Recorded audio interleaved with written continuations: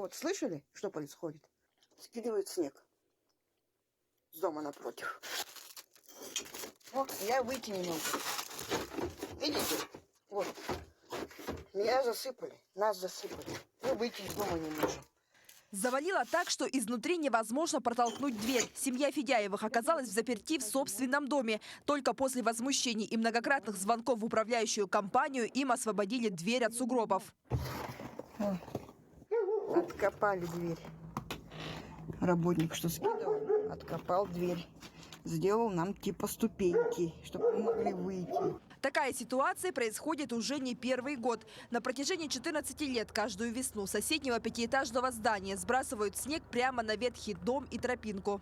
Весь снег, который скидывают с многоквартирного дома, падает перед входной дверью в семьи Федяевых. Буквально вчера днем на козырек упала глыба льда и сломала шифер. Если бы в это время кто-нибудь выходил из дома, то все могло бы обернуться несчастным случаем. Даже никто не смотрит, видите? Ну, получается, мы слышим, что опять начали скидывать снег. До этого мы кричали этим работникам, чтобы хотя бы смотрели, куда скидывают. Здесь живет женщина с ребенком, у нее ребенок инвалид. Они пробегают, машина там стоит. И прямо на голову. Более того, по периметру дома нет никаких оградительных и предупреждающих лент, что очень опасно для жизни.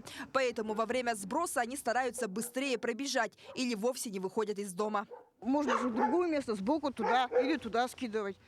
Там места много, грубо сказать. Но постоянно большую часть сюда идет. И вот видите, постоянно это весной, когда тает, все туда идет. У нас вот уже тут провалилась где вот собака. Там уже мы доску посилили, даже и они провалились. По словам Марии, за все эти годы сброшенный снег убирали лишь один раз. Жильцы каждый год пытаются добиться вывоза, но безрезультатно. В управляющую компанию звонили. Получается, наш дом Юнион, этот Прометей. И туда звонили, и даже в округ звонили. Решим проблему. А бесполезно. В свою очередь, управляющая компания «Прометей Плюс» не хочет комментировать данную ситуацию и отказывается давать интервью. По телефонному звонку они заверили, что до 10 марта обязательно все уберут и вывезут. Но выполнят ли они свои обязательства или снова оставят семью утопать в сугробах, пока неизвестно. Светлана Амосова, Григорий Хлопков, Якутск.